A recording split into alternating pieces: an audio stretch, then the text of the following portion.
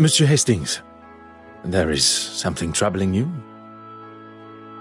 If I may speak freely. You do not have to ask my permission. This is all very overwhelming. We seem to be taking one step forward and two steps back. I can understand your confusion, but you cannot allow it to consume you and your emotions to take charge. Easier said than done. I just... Oui, monsieur? Must you be so hard on her? I presume you refer to Mademoiselle Farquhar. You talk about emotions not taking charge. She is a suspect in a murder investigation, not a guest at afternoon tea. If Mademoiselle Farquhar is more important than discovering the truth and finding justice... I would have thought you would know better of me by now. I'm sorry, but I don't agree with how you spoke to her. When it is your investigation, you will have the authority to conduct your questioning how you see fit. Until then, I will continue in a manner that has and continues to bring criminals to justice. And I'll just keep my opinions to myself. Let us focus on the case. What do we know? Mr. Christensen suggested she had romantic feelings towards Irene, but she was just another of her pawns. She cleaned the master key to hide Mademoiselle Court Smythe's actions, but perhaps she then became worried about her own involvement. You think she could have killed her to stop the truth coming out to the trustees? Which would in turn ruin her career. It is certainly a possibility.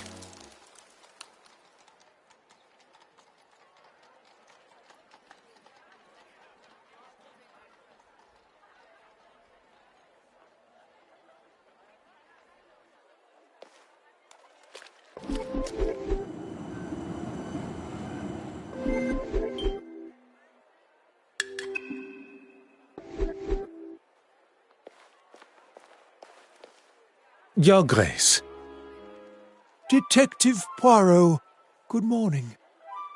Can I assume there is still a murderer loose on the streets? London is a very large city. I would fathom a guess that there is more than one, as I have not had the chance to arrest him yet.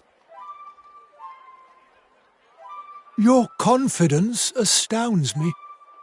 Look, you had better make it quick. I'm meeting the young Russian girl here.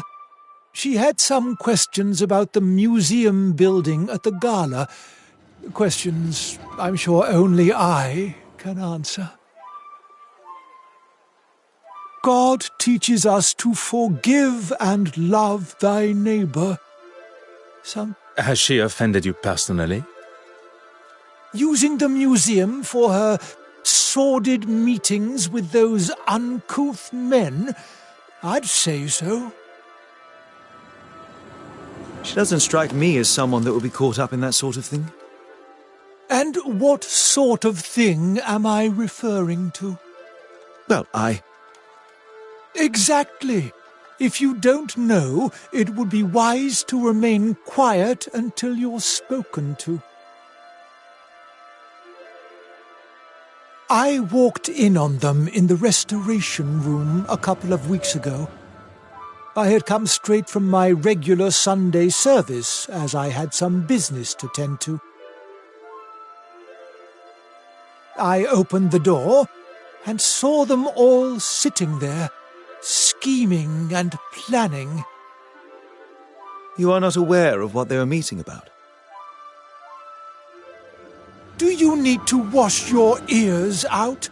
I just told you what they were up to. And I could see she had the financial books out. Why would she need them? I'm not even privy to those.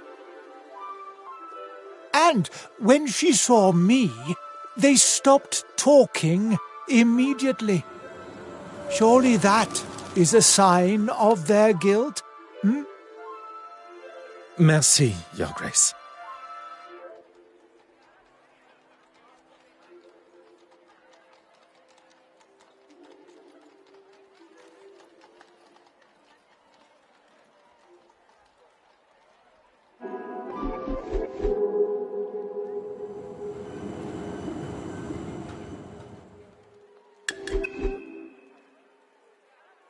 Go on, then. You make it sound as though it is I that has a problem with her. Forgive me, have I misinterpreted?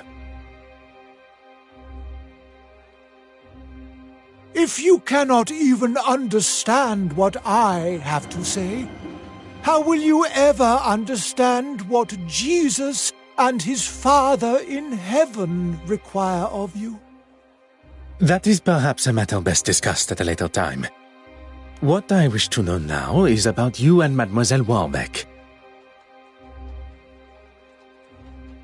There is no need to lose one's temper, Detective. The Lord tells us... Your Grace, please. A lesson for another time. Let's just say that I certainly wouldn't have given that common thief an exhibition, especially now. Merci, Your... Aha.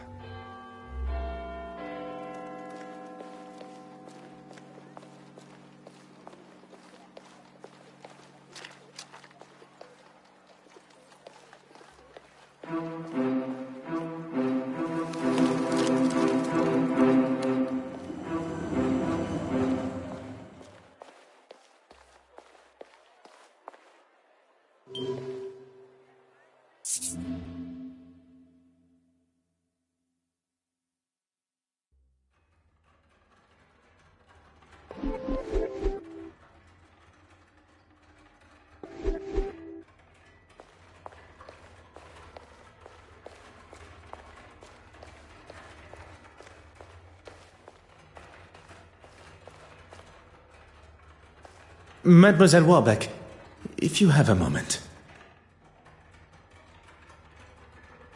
I'm actually rather busy. Is there any chance you could come back later? I would have thought recovering your painting and identifying a murderer would be at the top of your priority list. I'm sorry. It's just been so hectic here. Is it necessary? You do not wish to impede my investigation? No, but I don't really understand what they have to do with the case. It is important that... That is quite all right, mademoiselle. It was not my intention to make you feel uncomfortable. Honorable? That's a good one. I get the sense you two spend your time butting faces. Butting heads. Oui, butting heads. It would be easier to say what we do agree on.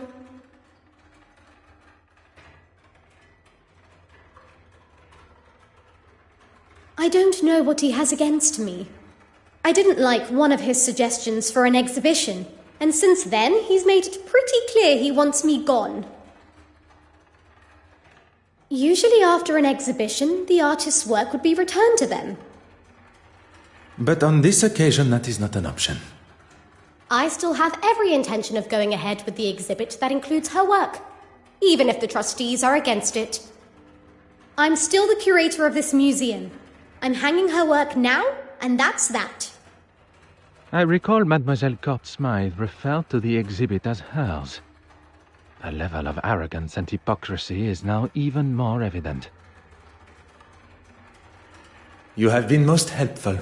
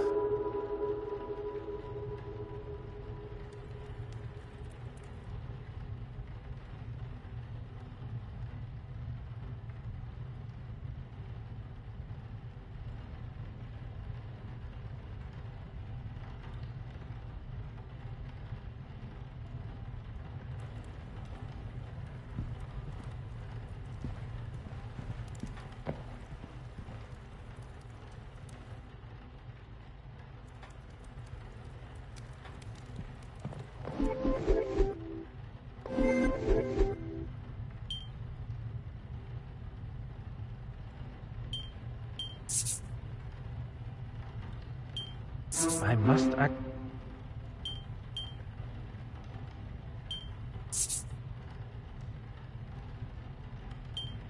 Come, my little.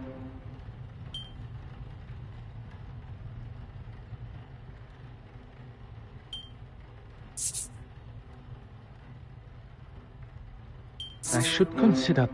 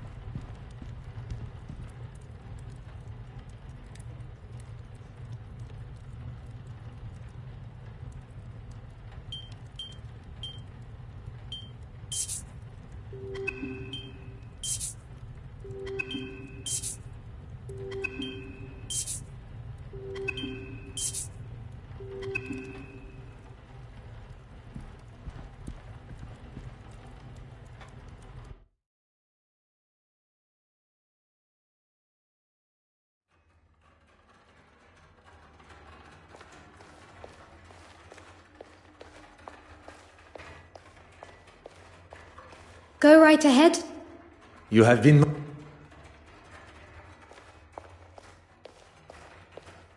Huh.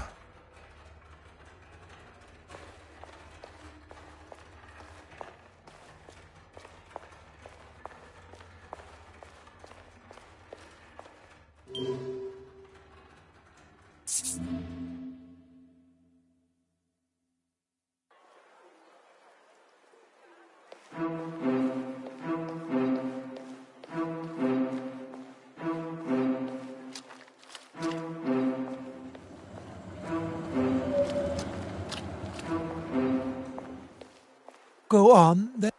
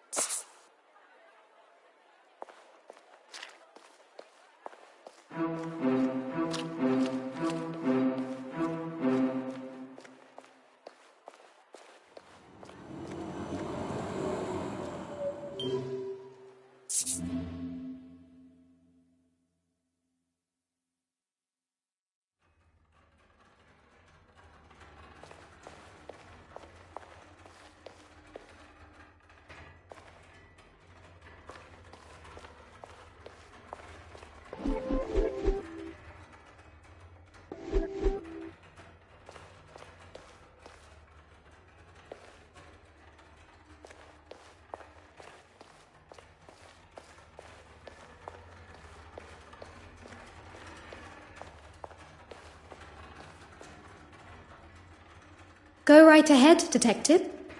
You have been...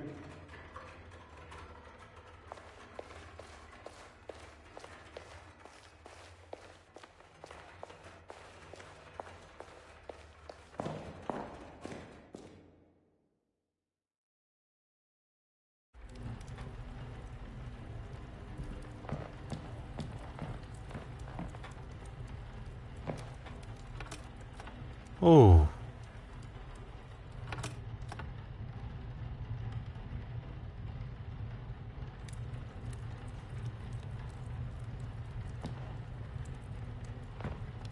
Oh. Aha. Huh. Oh.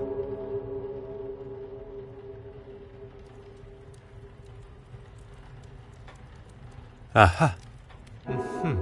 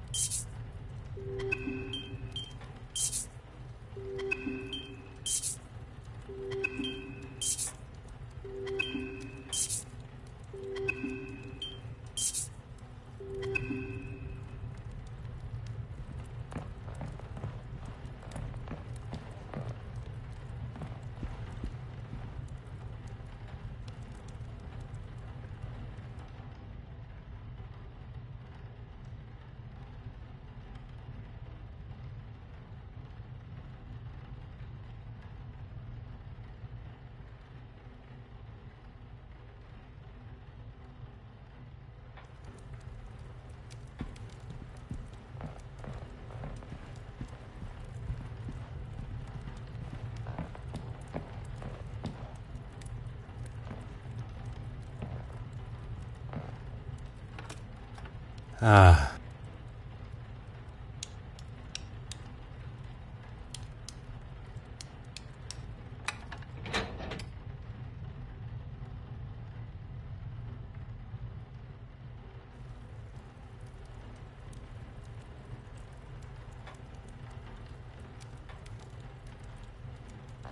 Huh. Huh.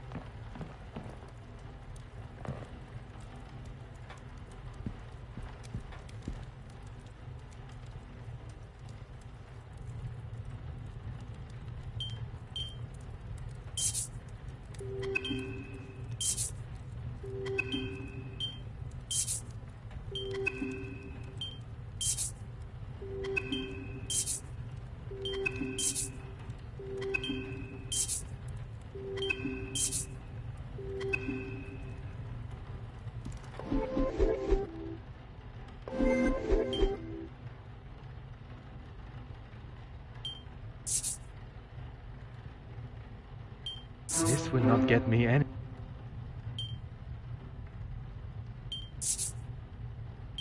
The evidence suggests.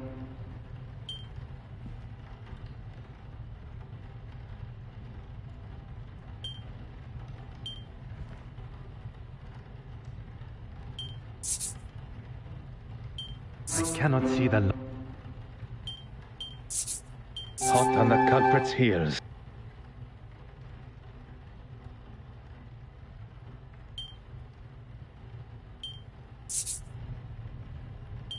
Is there some... Things are beginning to become clearer.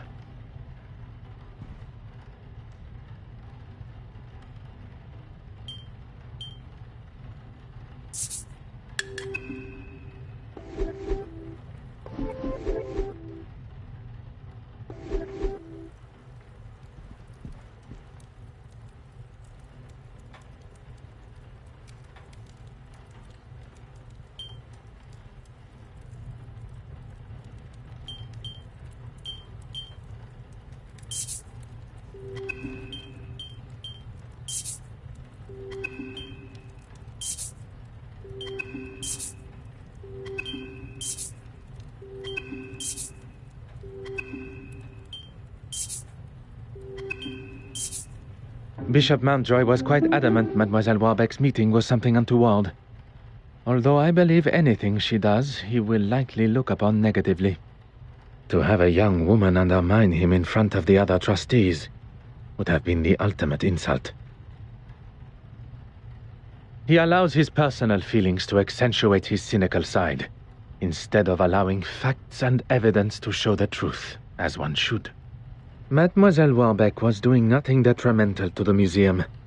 In fact, quite the opposite with her attempt to modernize it, likely against the old-fashioned trustees' opinions.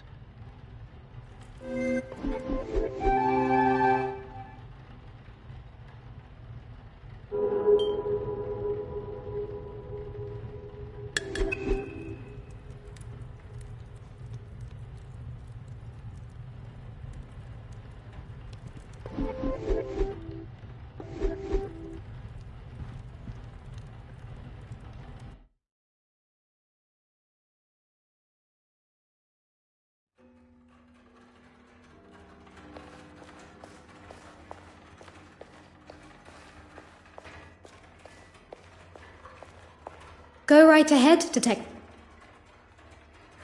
I wonder who you've been talking to. What did he tell you? That I've been up to no good? Not in so many words. I was meeting with artists for a new exhibition. He has no idea what he is talking about when it comes to art. Or really anything for that fact. He can't see the future. The new wave that will change the art world forever.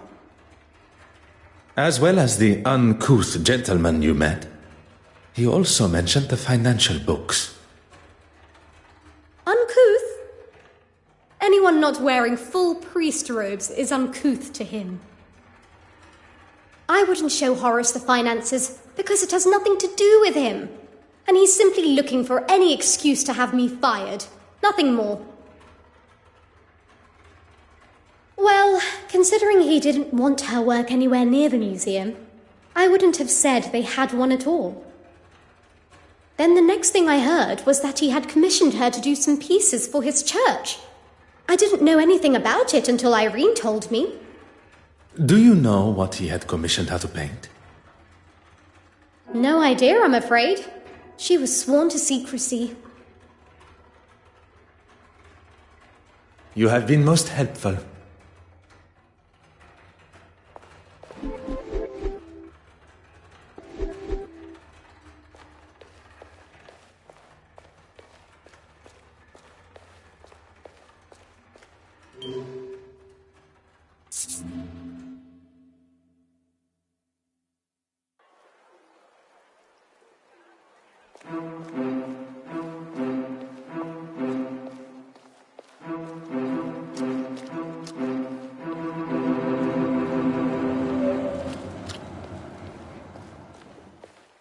Go on, then. You'll have to be more specific than that, Detective. The paintings produced by Mademoiselle Cortsmith's brush. Oh, yes. Well, I thought it was necessary if she was to feature in the museum. You couldn't just use her other pieces as reference? I suppose I could have, but I don't actually see why it is any concern of yours. It is not as though I kept it anyway. I wasn't happy with it clogging up my bin, let alone my museum. Merci, Your Grace.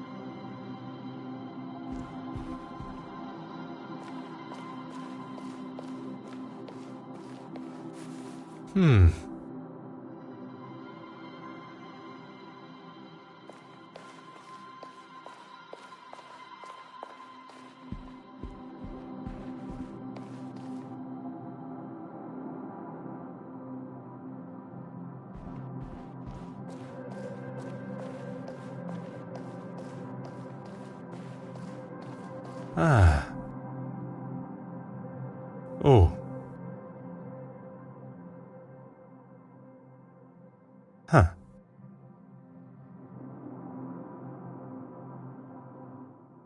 Mm-hmm.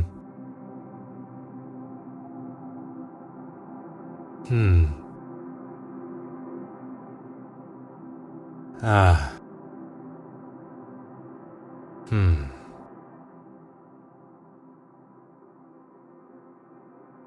Oh. Huh. Huh.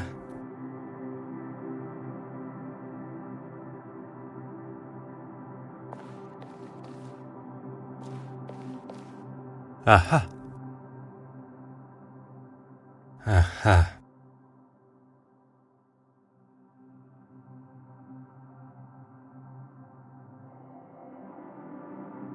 Oh.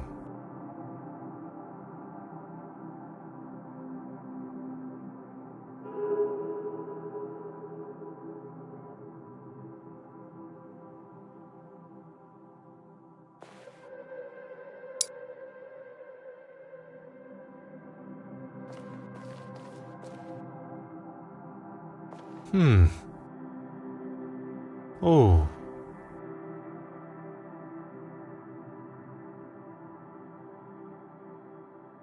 Aha.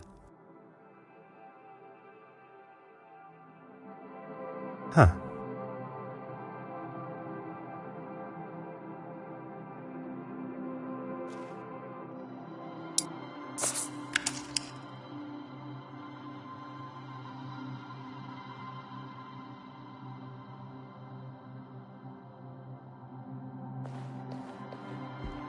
Ah.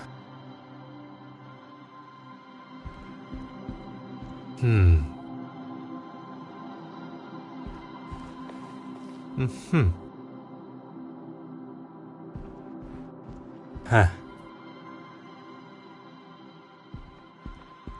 Aha.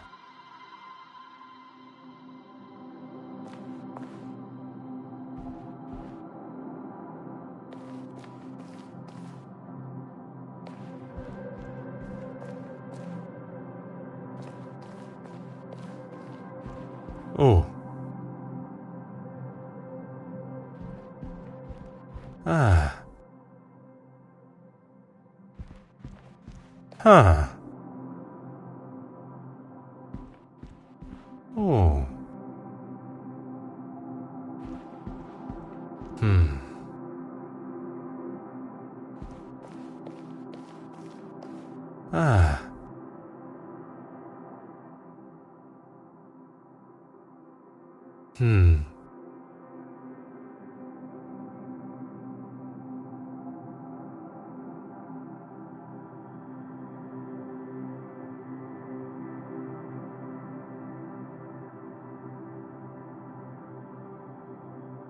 Ah. Huh.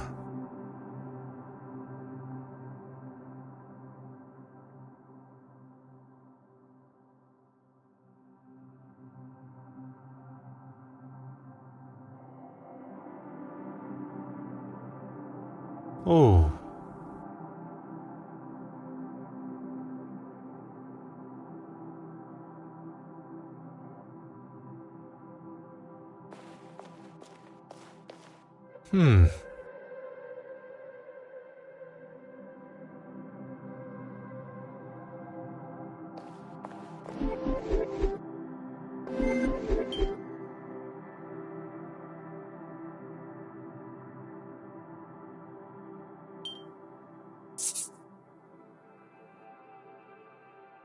Order and method. That is the... Where is the sense in that?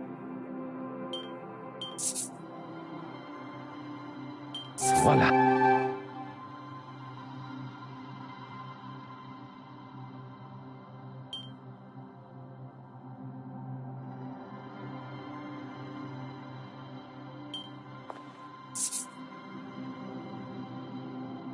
I must take a dip.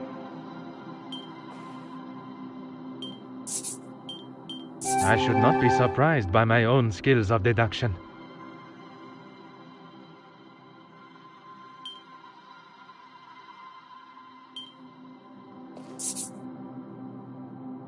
Something just...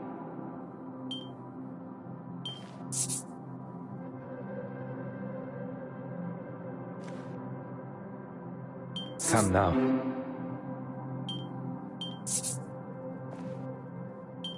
something just...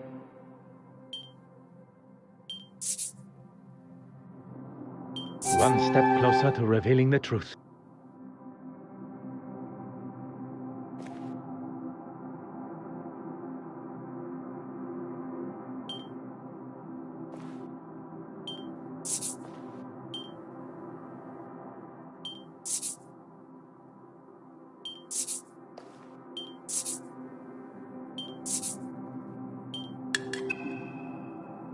It appears that the good bishop has been replacing the church's original artworks with... He commissioned her to make these forgeries so that no one would notice when the originals disappeared. Disappearing where, though? You don't think he's selling them, do you? Why else? Mademoiselle Babagnin appears to have been right about the bishop's connection to the black market. Now, Hastings, we must ask ourselves, where might Bishop Mountjoy be hiding the original paintings from the church before he sells them on?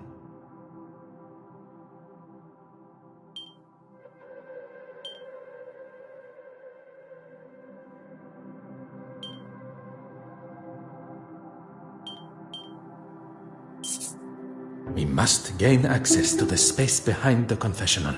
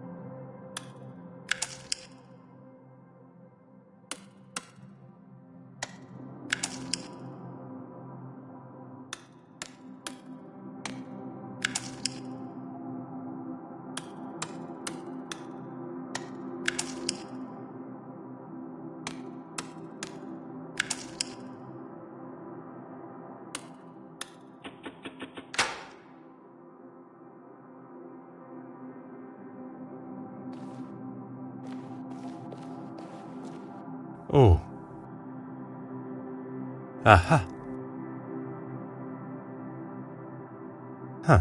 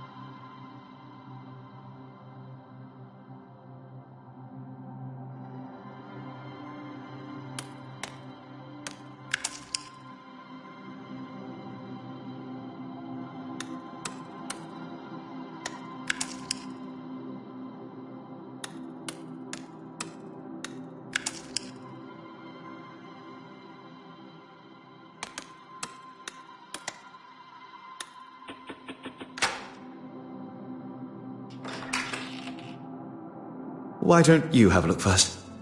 Do not tell me you are afraid of the dark. Not the dark, just pitch black, eerie passages in old churches. Poirot, where are we?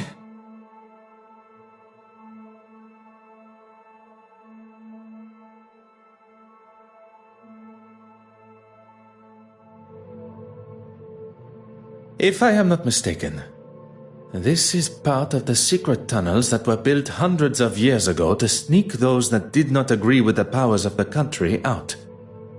And why exactly are we in here? The why must never be obvious. That is the whole point. Right.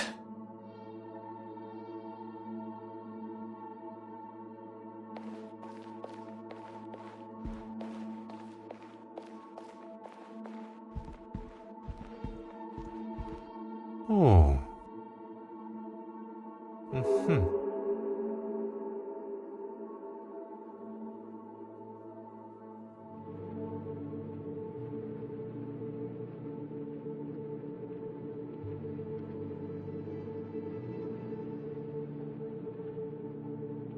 Huh.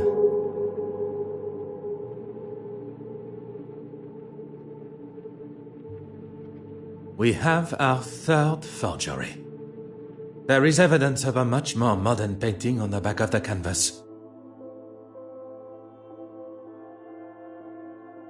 Thank goodness. Don't know how I would explain finding the original in such a state. Bishop Mountjoy must have discovered the painting that he received from Mademoiselle Courtsmythe was one of her forgeries. And lashed out. Now it makes sense. He's been using this room to store his own private art collection. I can picture him sitting here smug as anything, surrounded by stolen paintings. What I find most unfortunate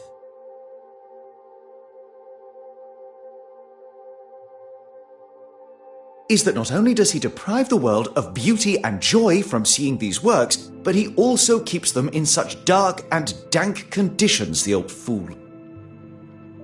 He's even having to light his candle clock to keep from drifting off down here. Such a waste, don't you think, Poirot? One's opinions are now worth listening to. I was only voicing my thoughts. You have thoughts beside those of Mademoiselle Farquhar? Really, Poirot? You still think so little of me? When one exclaims such regard for a suspect in a murder investigation, it is hard not to think any other way and comment so. You may not be so accustomed to the idea of showing, or at least having, some form of empathy for our fellow man. There is a difference between empathy and lust. And there is a difference between commenting and being rude and obnoxious. I was not expecting Monsieur Hastings to be so sensitive on the matter. Perhaps this conversation is best saved for when we are not trapped together. What was that? Oh, just the bishop's candle clock. I don't know about you, but I've had enough of this place. Let's get out of here. What are you doing, Poirot? S'il vous plaît, un moment. The bishop's candle clock has forced me to question everything of the murder scene that I previously thought I knew. We must return to Mademoiselle Courtsmythe's apartment. Perhaps that is a job best left for you, by yourself.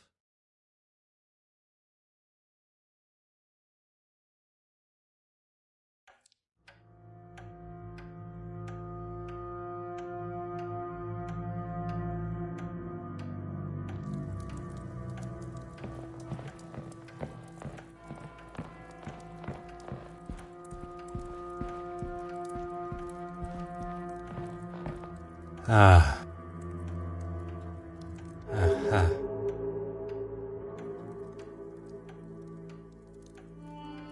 Huh.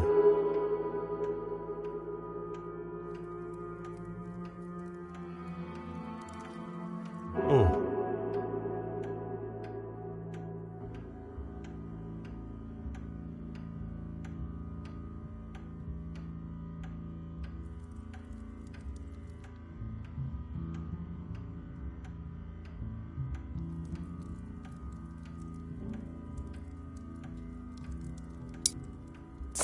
Aha.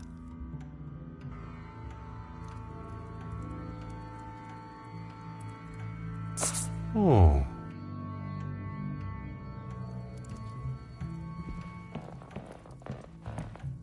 Ah.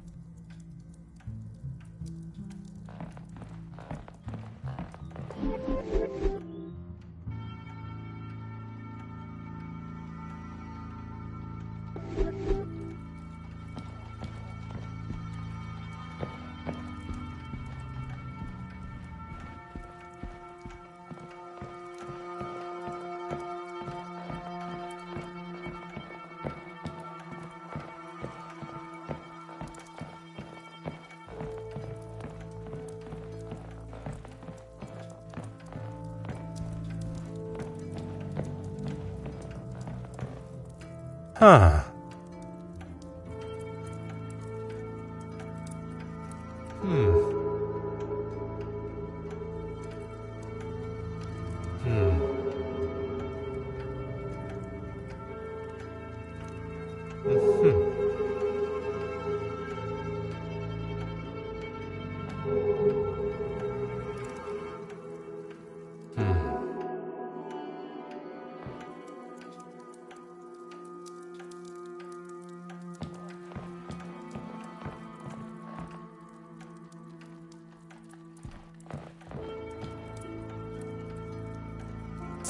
Huh.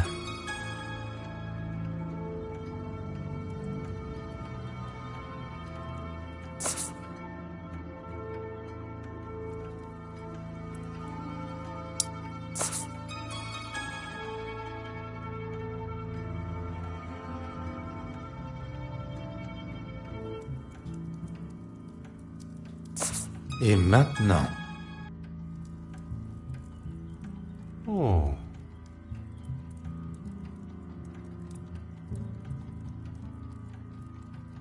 I believed myself to be the greatest detective in the most prestigious police force in the world. But I have been duped and swindled, falling directly into the trap laid by the killer.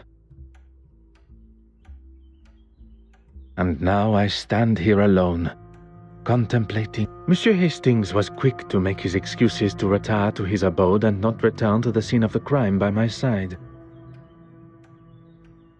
I hope there is not something further that troubles him. One does not need added strains at a time when steps must be retraced and a new timeline considered. Sacré! I have spent my time staring into the sun when deceit and deception. A murderer remains free, but the truth of the fire eludes.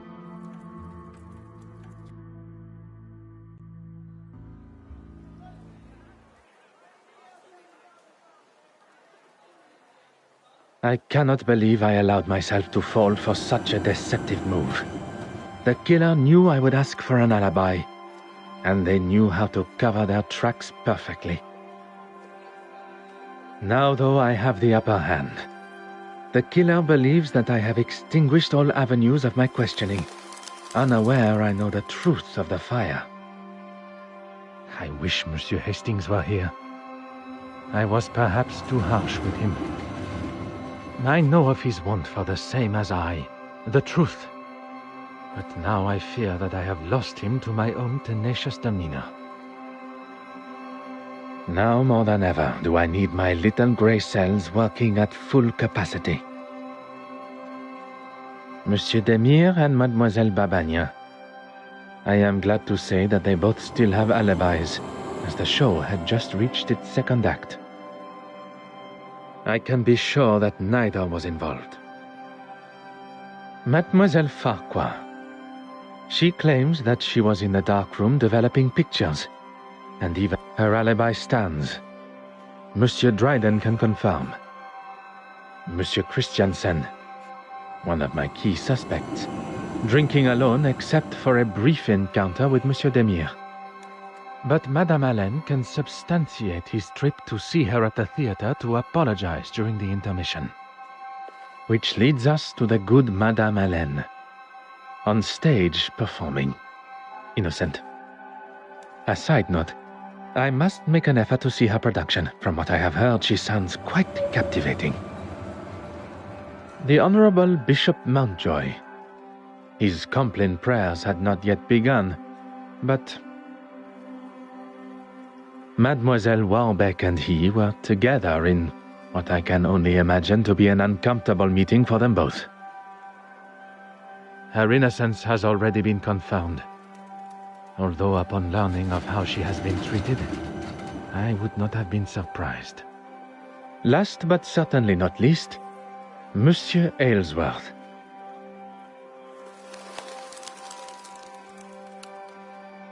And the article in the newspaper documenting his, as some see, heroic speech amongst the House of Commons is alibi enough for the murder.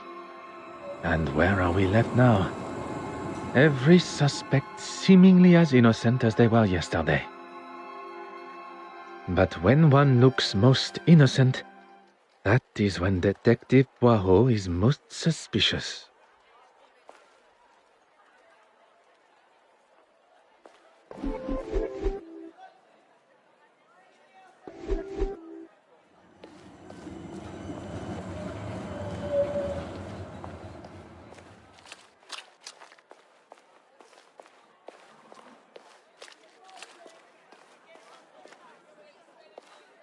Finally, a face I can trust. Everything all right, Poirot? I'm afraid things could not be further from all right. Don't tell me the famous Detective Poirot is stumped. Stumped? No. Perplexed? Oui. Perhaps you can be my perfect distraction.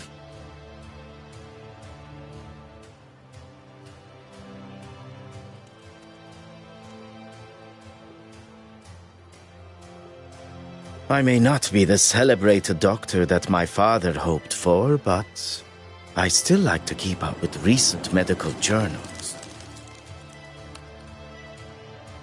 And what is the latest discovery?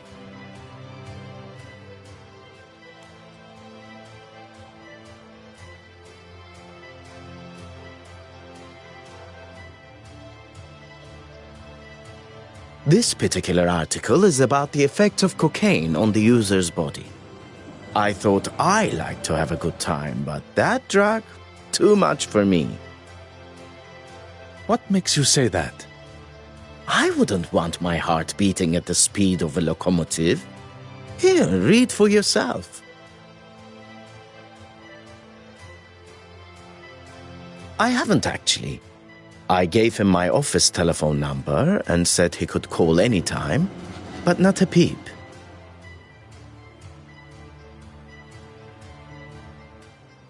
You sound surprised. Yeah, he probably wants to keep his health issues out of the public eye. Hence me offering to help, but he seems to be just fine. Surprise. Do you think there is a chance he could have faked it all? How those little gray cells of yours work sometimes. Amazing! Please, my friend. You're serious? Don't know why, but I suppose he could have. At this point, anything is a possibility.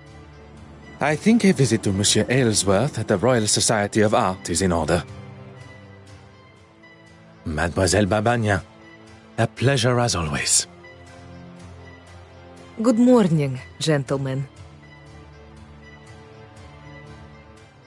I'm afraid my pleasantries are to be cut short this morning. I have a most pressing matter. Whatever you need. I must... Good morning, mademoiselle. My apologies for my earlier departure. That's quite all right. Mr. Diamere informed me of the facts. The case has taken a direction I had not foreseen, and it now leaves me... I will not stand here and listen to you wallow. How can I help? Merci, mademoiselle. That is all for now.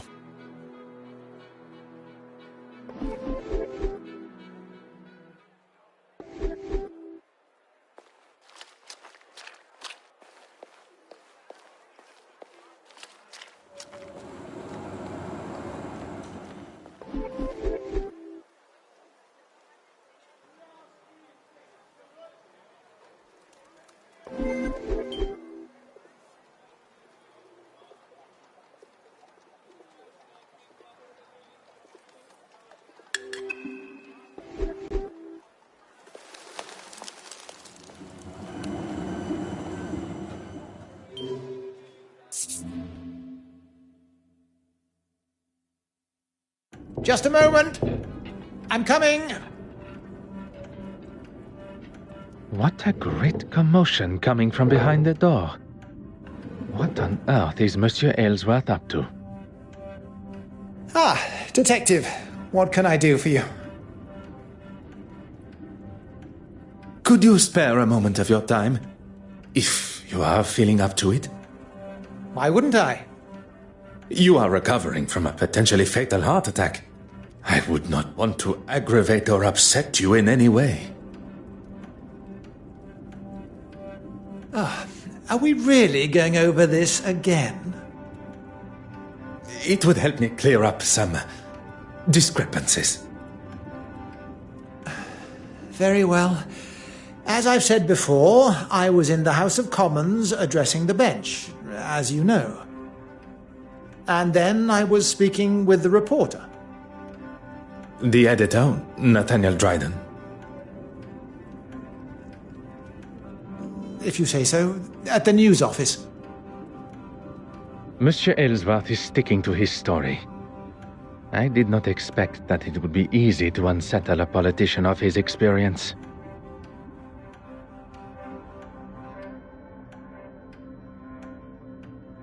And why would I? And why would I? Oh, to thank him for his help at the museum. Yes, of course. I've been meaning to send him a thank you gift. One would think that thanking the man that saved your life would be further up your priorities.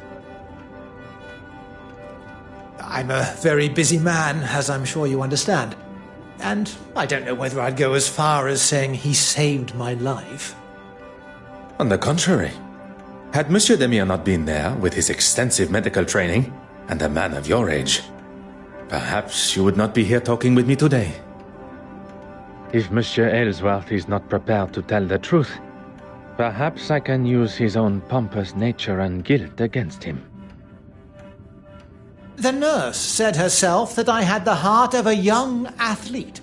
It'll take more than that to slow me down. Well, I would not take that as a sign to start a sporting career. Merci, monsieur. I find myself in a most problematic position. My associate, Monsieur Hastings, is nowhere to be found when I need him the most. There must be someone else that I can call upon. Someone to fill the shoes of Monsieur Hastings. For the time being, at least. The obvious choice would be Monsieur Demir. But I wonder if he is suited to the task that is required.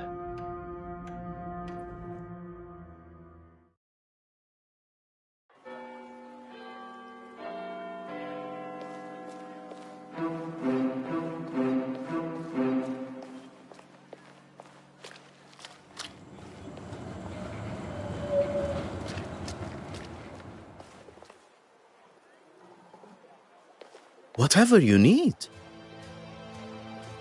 I must get...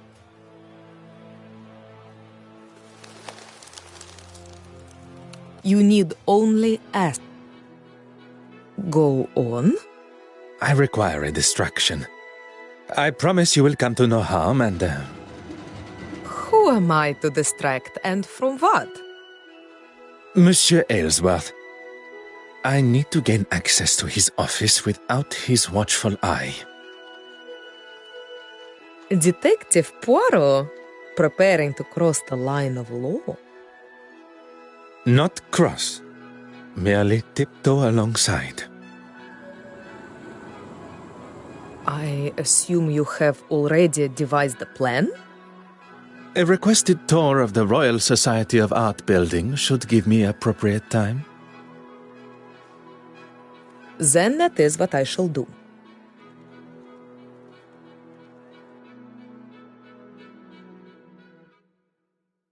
The door has been left ajar, exactly as required. I could hear Monsieur Aylesworth fumbling around behind his door on my last visit. And I can presume he had something he did not want Detective Poirot to see.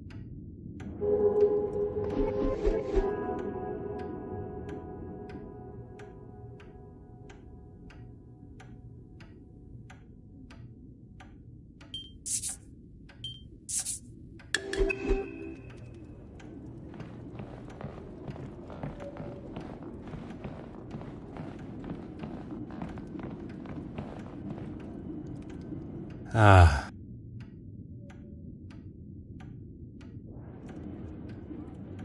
Oh.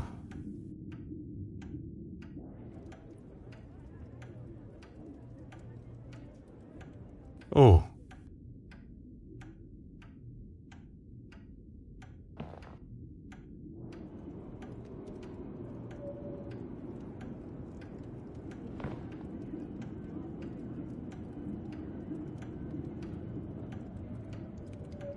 Huh.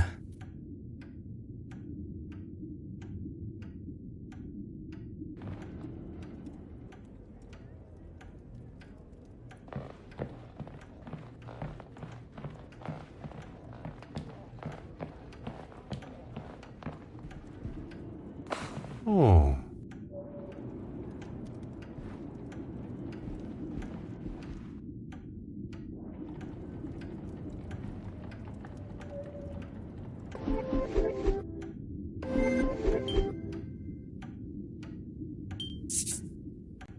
Some would say a lucky guess. I would say a moment.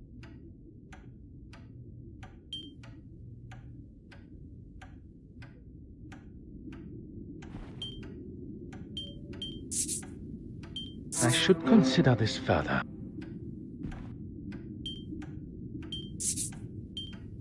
I must act on...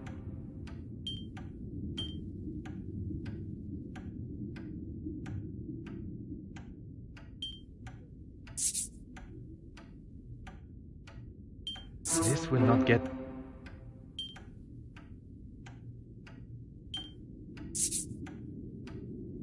Another success.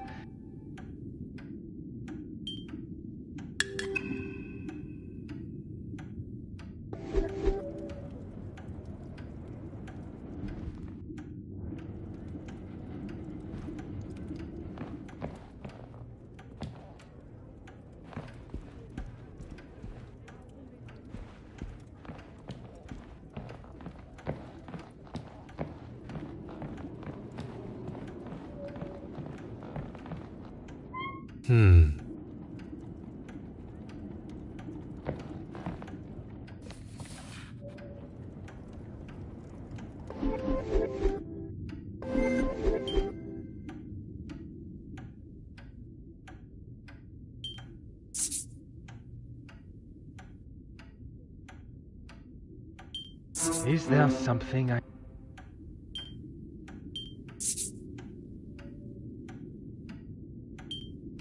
Come now.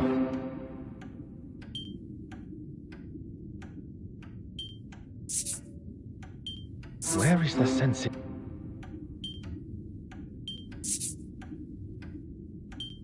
Logical thinking shall...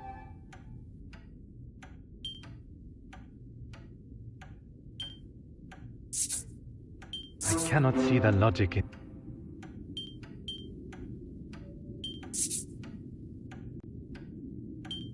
I must take a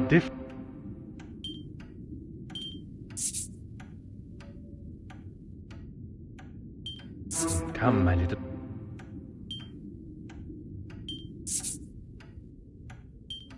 Magnifique.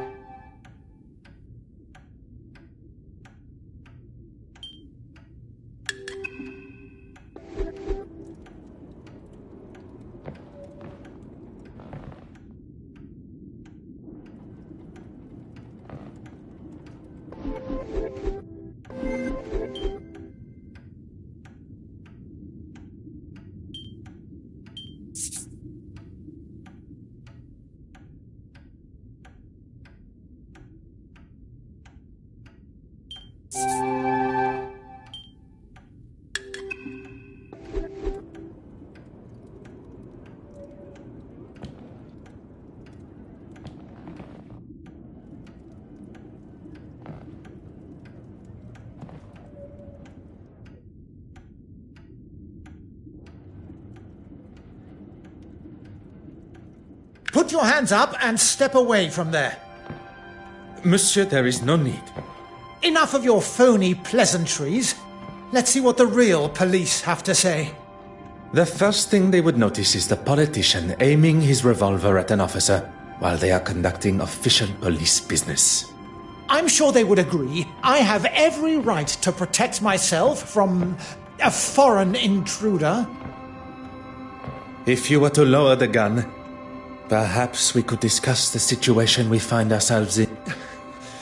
You may have authority in your own country, but not here. Now, explain yourself.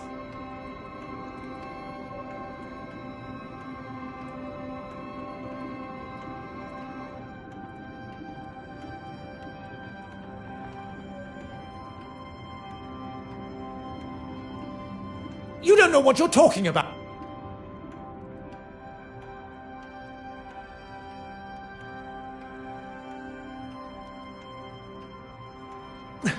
Enough! I need a second to think about all this. How has it all come to this? No, it's not my fault. It's... It is not too late. Your intentions were good. Scotland Yard will look sympathetically at... If you had just left that fool Hardwick to it, we wouldn't be here, and I wouldn't have to do this. I have done nothing but remain honorable to my oath to uphold the law. It is Monsieur's choices and actions that have brought us to this point. And he must accept responsibility for what is to come.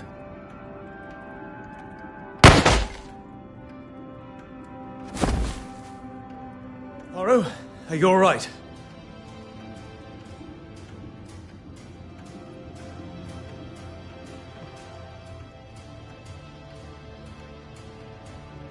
All the better for seeing you, Hastings. I was worried I was going to miss him. Your timing and accuracy could not have been more perfect. What do we do now? We take our leave. And what about him? Will he be okay? He shall be fine. Although I am not envious of the sore head he will awake to. Come, there is much to tell. Behind the bookshelf. But I never...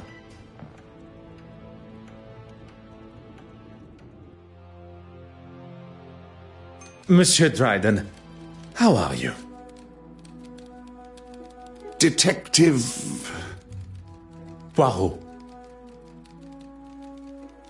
Yes, of course. What can I do for you? She is, but not here, I'm afraid.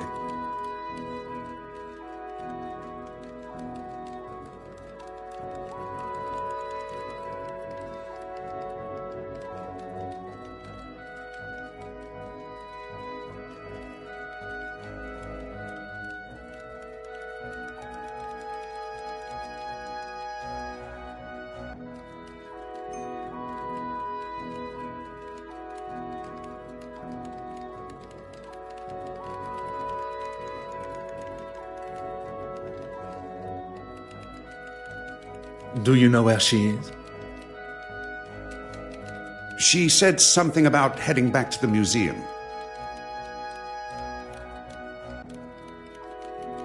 For what, exactly? Forgive me. I recently inherited a number of belongings from a deceased relative, including an undeveloped spool of film.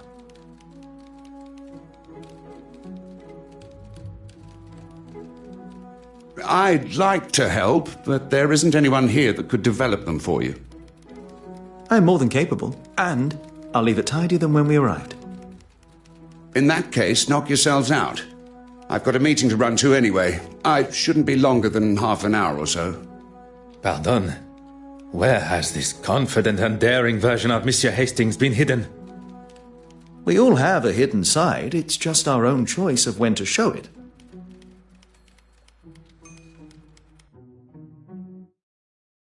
So, our first step is... Don't tell me there is something the great Detective Poirot doesn't know. I must concede that photography is something I have little experience in. Lucky I'm here, then. We need to start with a tray filled with developing fluid. Next, pour the fixer fluid into another tray and then add the photographic paper. I have a newfound respect for those that make such activities look so simple. Let's just wait until we see the results. It shouldn't take long.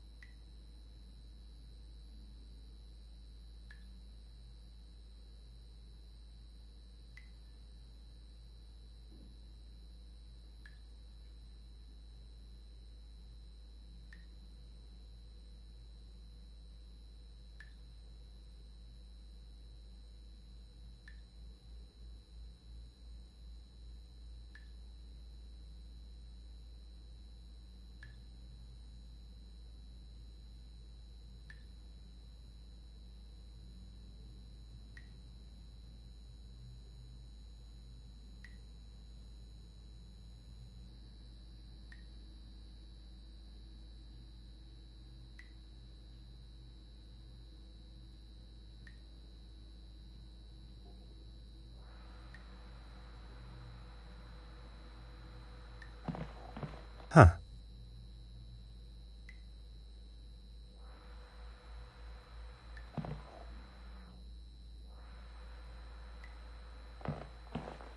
Aha. Huh.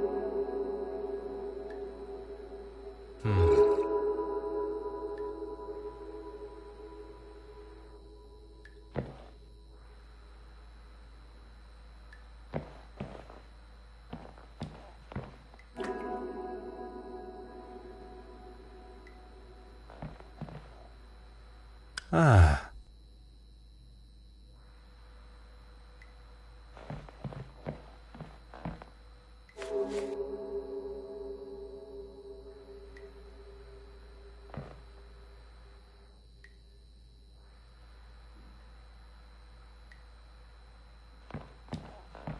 Ah.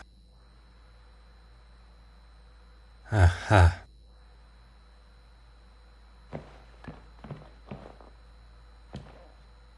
Have you found it yet? You want the photographic fixer? And how would one know it from another? It smells like ammonia.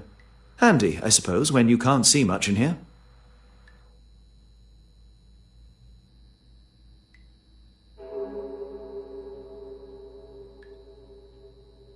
We've already been over this, Poirot. I don't want to argue. I have no intentions of continuing our previous conversation. What we must address now is She didn't steal the painting, though. We know that. her guilt in Mademoiselle Courtsmith's murder.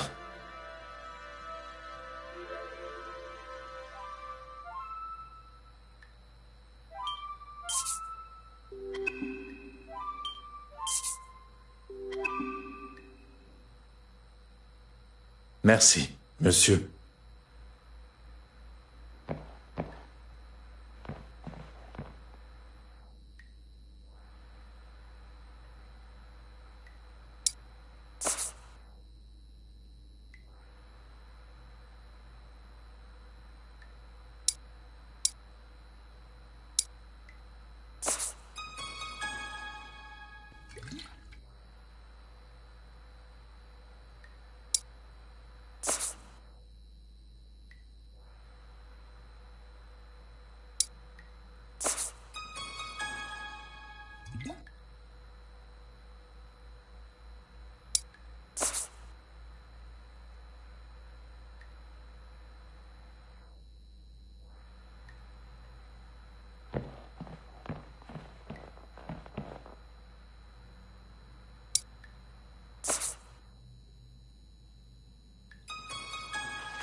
Okay, I think that's everything. Oh, Is that there shouldn't be, but not the point of a dark room? we need to find where the light's coming in from and damaging. You continue your work, and I shall find the curious light source.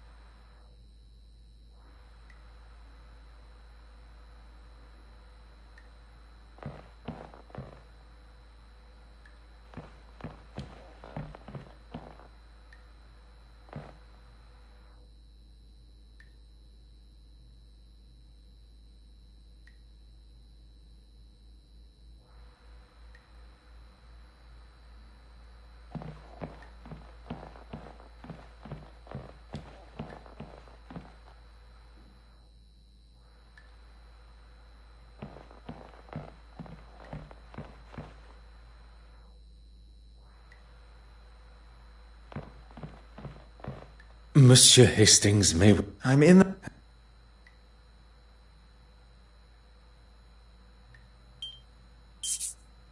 Mr. Poirot, you are a genius.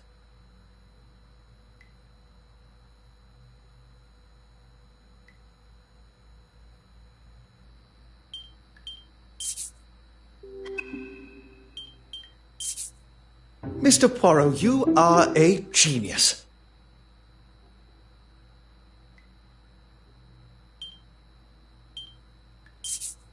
That would never have even occurred to me. I've got a lot to learn. Look, this photograph is just about finished.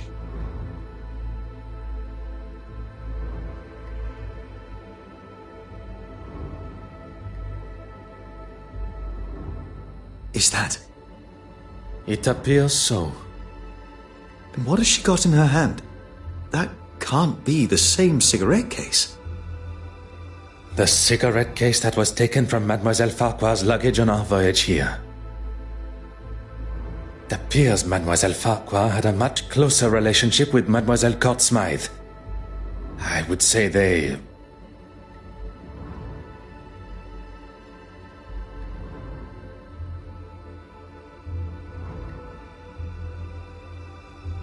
cousins. Oui, monsieur. Hastings, I must thank you. For what? Allowing myself to be enticed by Miss Farquhar's feminine nature. For saving me from whatever Monsieur Aylesworth and his revolver had planned. If it wasn't for me licking my wounds, you wouldn't have been there alone in the first place. And if you were, and not at the Court Smythe estate, we would never have made such revelations. You are one of the most honest and authentic fellows I have met. You cannot allow a misguided moment of red-blooded male instinct to taint that.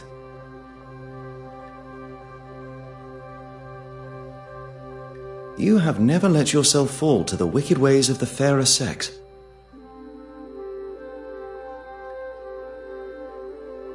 No, and that is a day I cannot even fathom.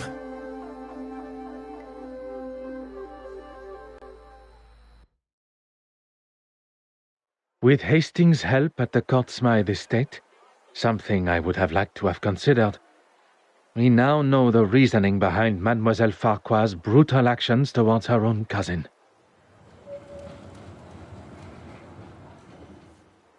The circumstances around the murder need no further consideration, but the location of the missing Benedette Magdalene still frustrates me.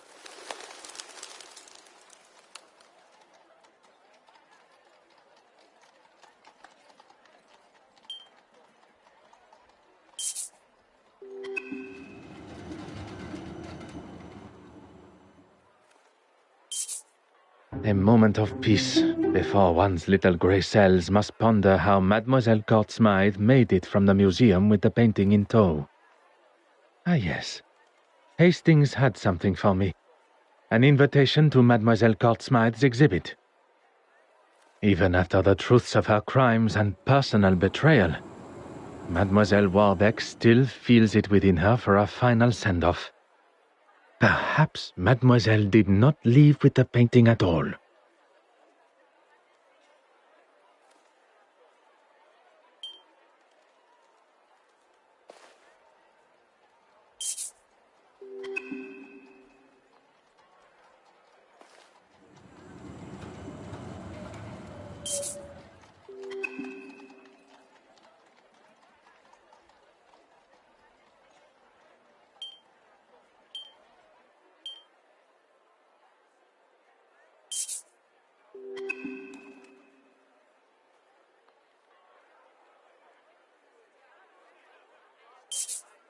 Poirot, there you are. What are you... On this occasion, there is no time for pleasantries. We shall finally bring the mystery of the missing painting to an end. We must return to the scene of the initial crime, the Royal Edward Gallery.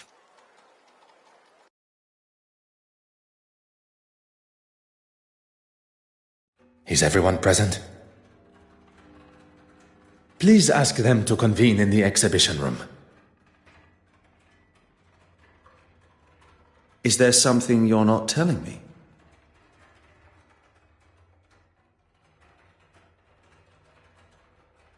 All will be revealed.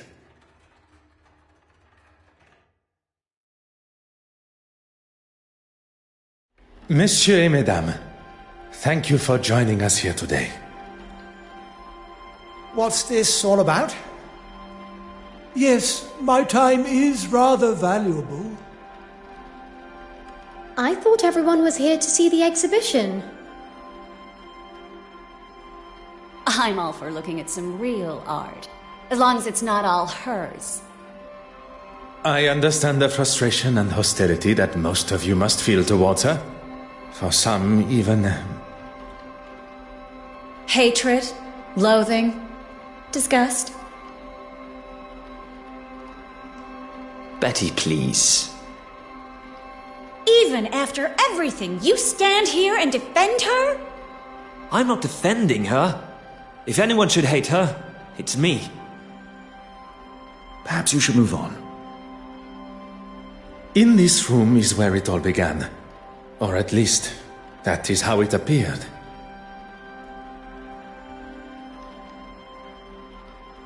We are all aware Mademoiselle Court-Smythe was behind the painting's disappearance. But it was not a moment of greed that drove her.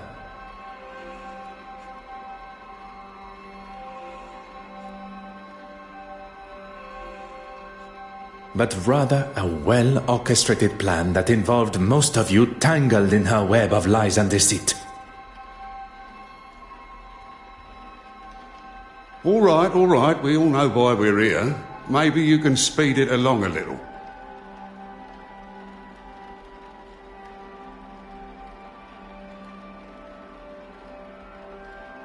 At the Detective Inspector's request, I shall forego the series of events that led up to the theft of the penitent Magdalene painting.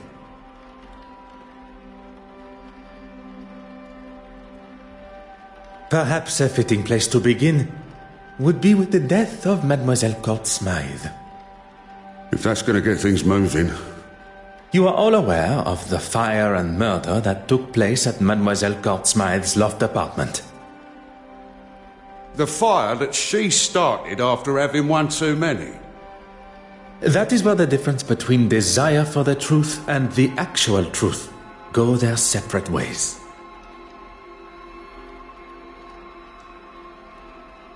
Inside Mademoiselle's apartment was the penitent Magdalene painting, or at least a forgery, one of 4 produced by her own brush. The fire was set purposely, in an attempt to destroy evidence and hide the true nature of her death. Poison.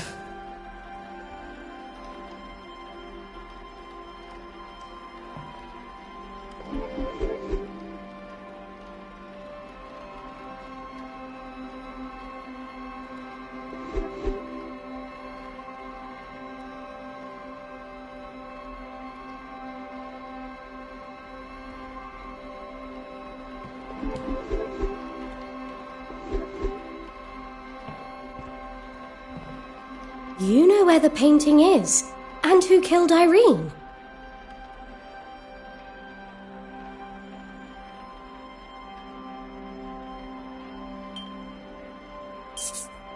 Mademoiselle Warbeck, do you remember the words you used when discussing your career? No, I mean, yes. You're taking it out of context. On the contrary, Mademoiselle Court-Smythe threatened your career by involving you in the theft. The exact context you described. I wouldn't kill her, though. I couldn't. You cleaned the key to the restoration room, did you not? You continued to deny your involvement with the deceased. A relationship that was nothing more than misplaced love. You think I don't know that now? I knew it had been her that took the key from my pocket. But when I confronted her... Behind bars, that's where she belongs. Give it a rest, old man. She can't speak to me like that. Before you continue riding your high horse, Your Grace, perhaps one should consider one's own actions. My actions? How dare you? You're making a mockery of me, the Church, and God himself. It is you that makes a mockery, and I am sure God will forgive me for saying so.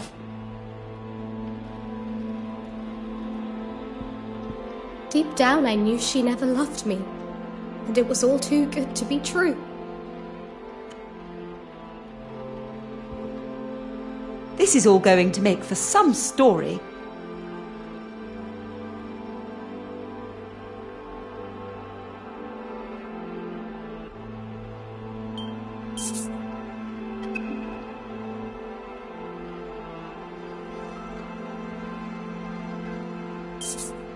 Deals were hatched, forgeries were created, and promises were broken. Mademoiselle Court Smythe used a mask of deception and authenticity to betray you all. She allowed for you all to see and know only what was necessary to complete your part, except for one.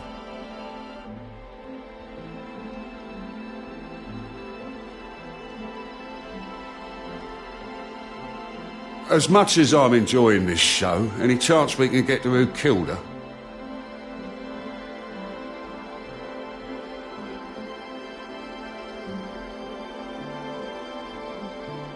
You shall have to wait only a moment longer, as there was only one accomplice left, and perhaps the most important. Not only her aid in the museum, but in the construction of the forgeries. Mademoiselle Farquhar's deception began before I had even left the shores of Belgium.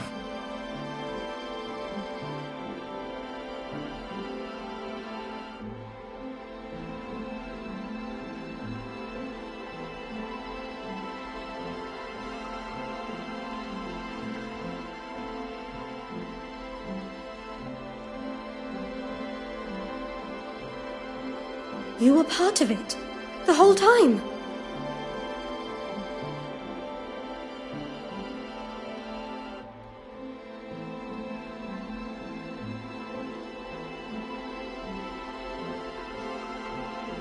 Taking us all for fools.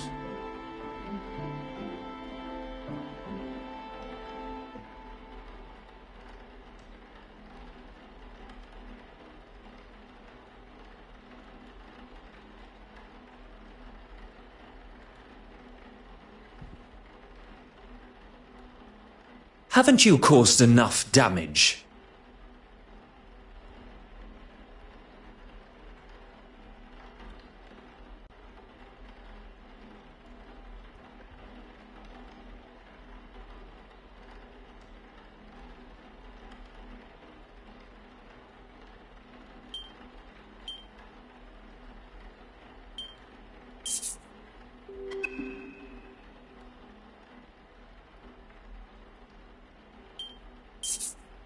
Madame Hélène, the famous actress and performer, your story is one I learned with a heavy heart. Look here! When you overheard the conversation between your husband and Mademoiselle Court Smythe at the gala, your suspicions were confirmed. I did everything to keep you happy, but it was never good enough. It began with an infatuation, but turned into a relationship. With the money stolen from your wife, you planned on running away together. So that's why you took it. You coward. She manipulated me from day one. She used me. She used her. Oh, just keep it shut. Perhaps, for once, you should listen to your wife.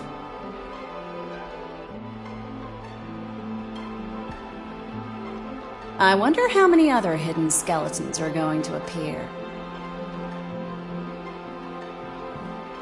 I know you have a flair for the dramatic, but I do have a job to do.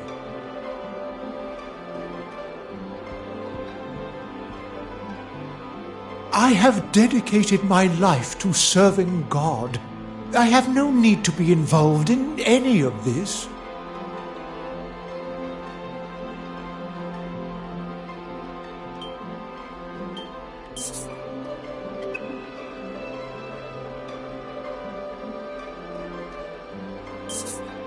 The pieces you had commissioned by Mademoiselle Court-Smythe, which hang on your church walls.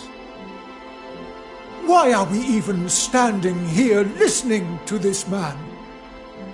Has this got anything to do with, frankly, anything?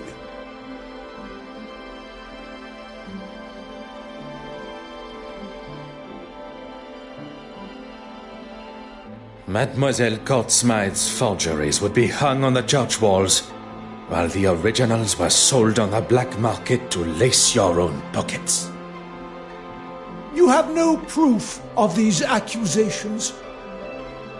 Poirot, the penitent Magdalene.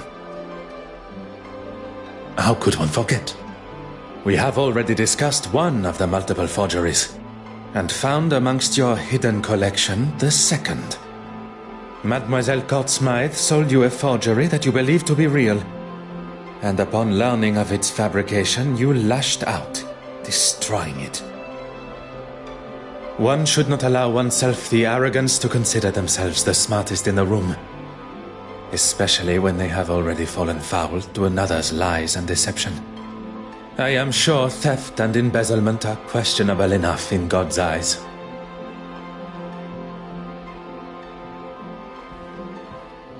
I know things got out of hand, but it was you that broke into my office in the first place.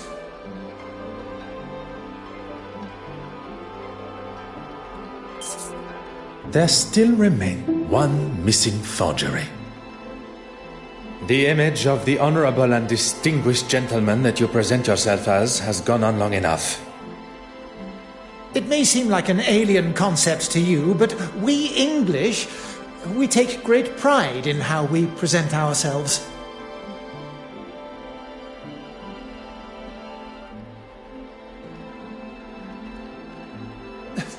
How long are we going to entertain this man's twisted fantasies? Poirot, can we move this along? While searching the main hall for clues, a snuff box was found, full of cocaine. And after speaking with my good friend, Monsieur Demire, about the effects of cocaine on the human body, Recent studies have discovered that the use of cocaine and other such stimulants can put a tremendous strain on the human body. Preposterous! I would never do that! your heart attack became the perfect distraction, while Mademoiselle Court-Smythe was able to slip into the exhibition room and remove the painting from the wall. Faking a heart attack is pretty low, even for a politician. Monsieur Hastings. Once the painting had been confirmed as stolen. And Monsieur Aylesworth had bothered the detective inspector enough to show he had nothing to do with its disappearance. He would get to keep the original and claim the insurance money. He was going to have his cake and eat it too. I'm not going to stand here. You'll stay right where you are. A stolen painting, timed perfectly with his crossing of the aisle in the House of Commons. All designed to raise his profile, just in time to announce his desire to be a prime ministerial candidate. I wasn't doing it for me. The poor and the needy. I wanted to give them a voice. I have never heard a more self-righteous claim for breaking the law in all my life. How am I meant to help those that really need it unless I'm in a position that can really bring about change?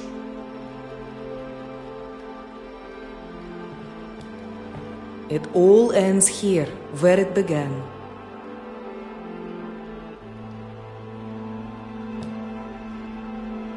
It all ends... Poirot, the penitent Magdalene.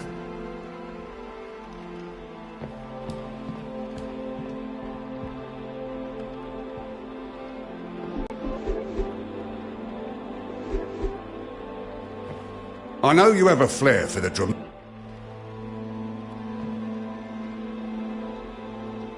I wonder how many... And This is all going to make for some...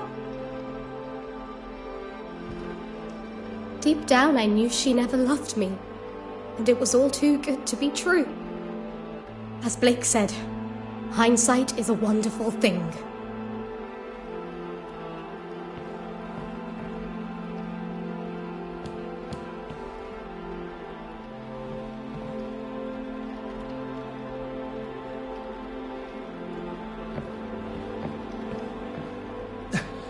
I hope you're happy with yourself. My political career is over. Oh, congratulations. What slim chance you had of making it into heaven is gone now.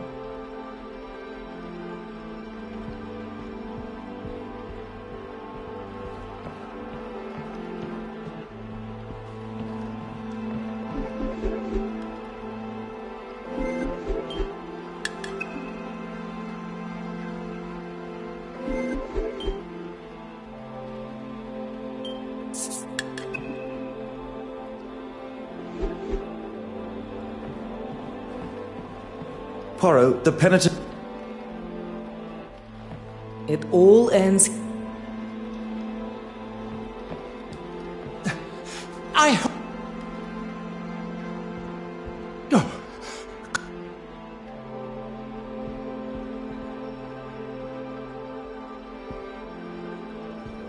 I know you have a flair for the...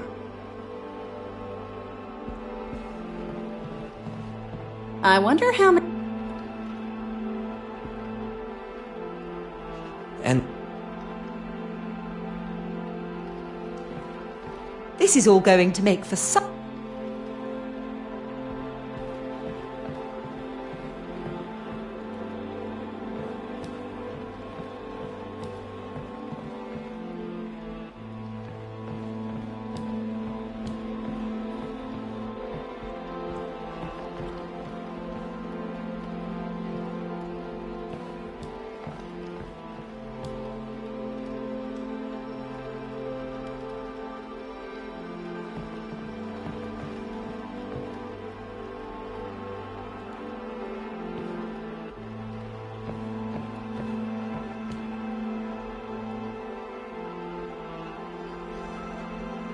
Mademoiselle Court-Smythe manipulated everyone.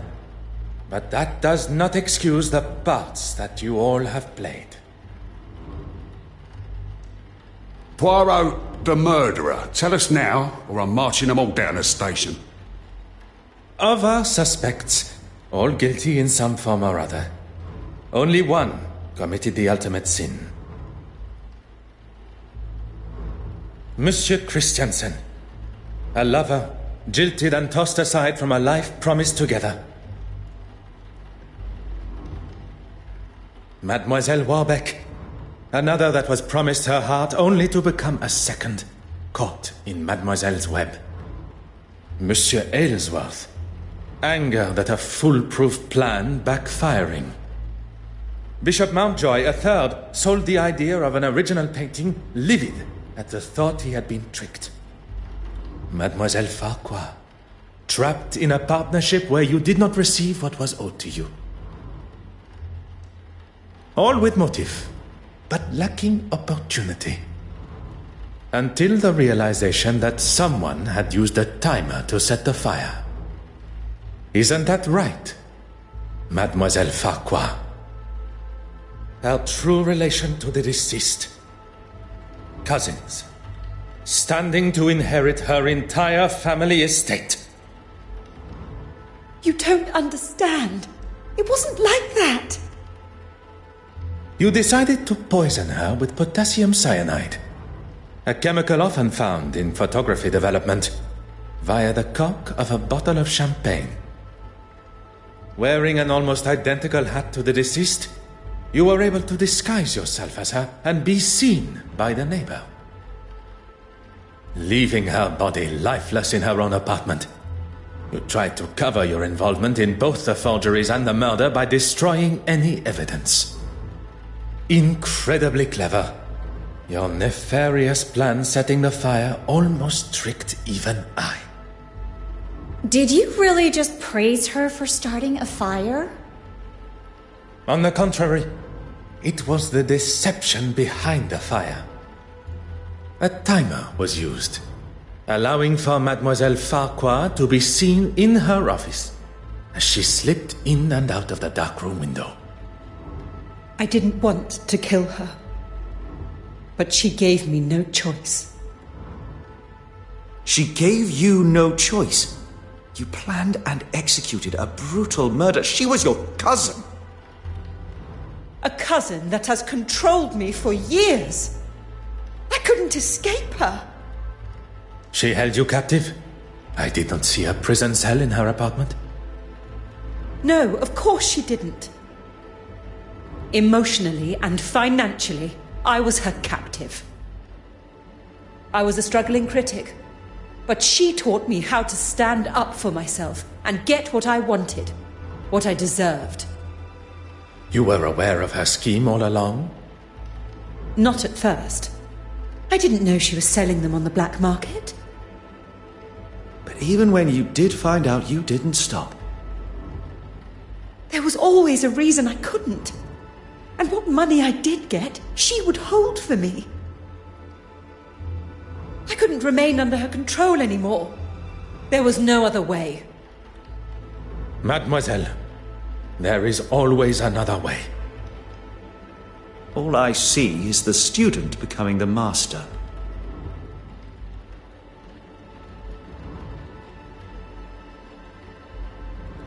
Detective Inspector, perhaps it is time that Mademoiselle was escorted to the police station.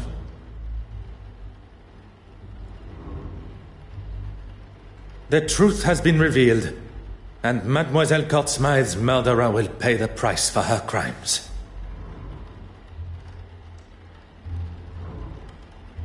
There is something you're forgetting, though. If you think for a moment that the location of the original painting has slipped my mind. Go on then, where is it?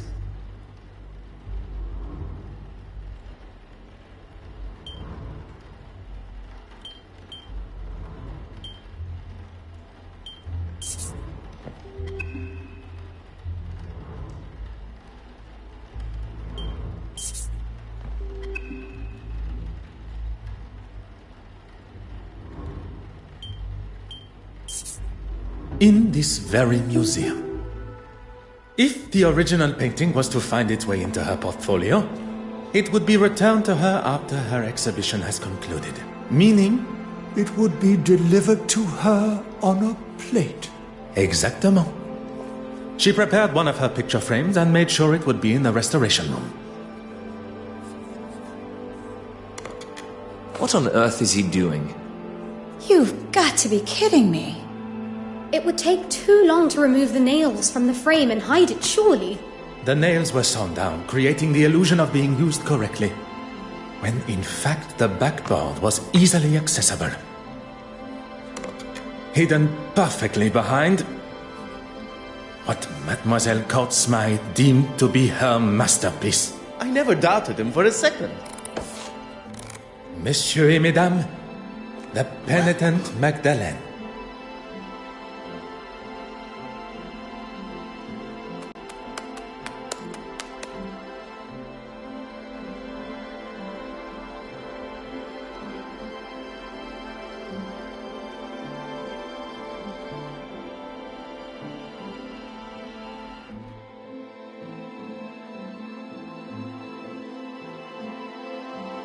Well, detective, you've solved both the theft and murder. I am rather impressed.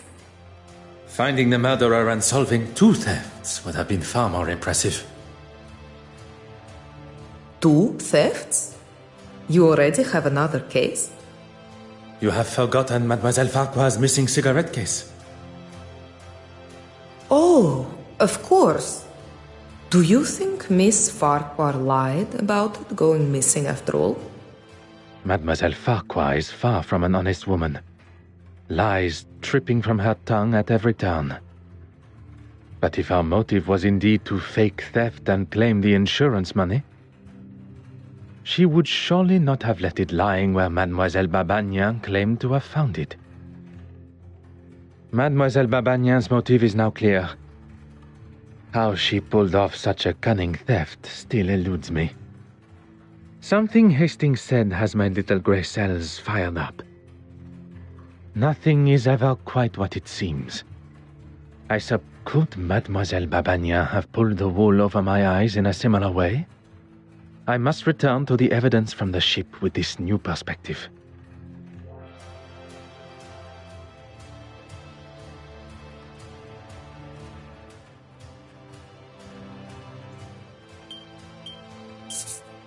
It is you that should be happy, mademoiselle. With no effort at all, you were able to save the day with barely a second thought. You turned a stolen heirloom with a thief and a victim into nothing more than a misplaced item. A case of being in the right place at the right time. I do not believe in coincidence. You were where you were meant to be. Had you not boarded when you did, you would likely have not been invited to the gala at all. Or been able to be within touching distance of so many beautiful and historical pieces, including the silver mantle.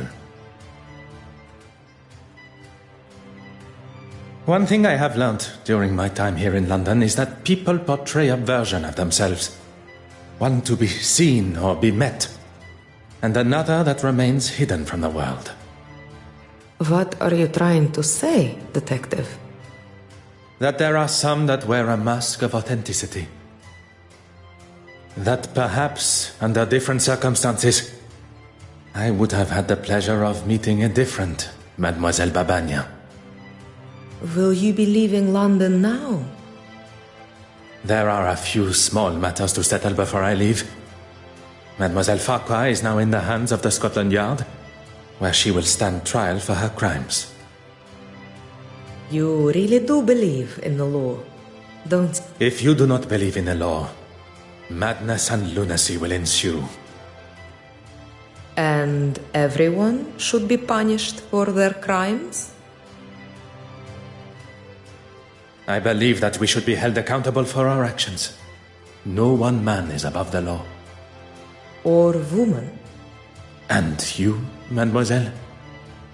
Are you... There's nothing more for me here. I hear Paris is quite beautiful. Perchance our paths should cross again. Perhaps, under those different circumstances. I look forward to it, Detective. Well, that's that then. Oui, monsieur. The cases are closed and Mademoiselle Farquhar will shortly be behind bars. What of the others?